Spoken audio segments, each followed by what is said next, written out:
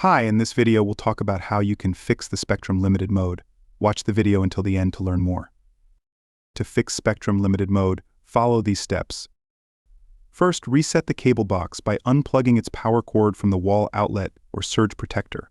Plug it back in and wait about 5 minutes for the reboot to complete. Next, perform a hard reset of the modem by removing it from the power and plugging it back in. Check for any loose cables and ensure they are firmly attached to the power supply. Then check if your internet is active.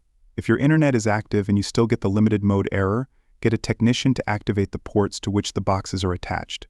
You can also remove the modem and connect the cable box directly to the line with active internet. If you're not receiving an internet signal and are getting the limited mode error, get a technician to add services by running a new drop.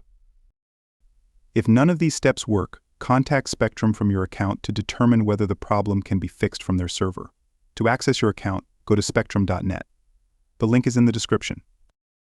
So there you have it.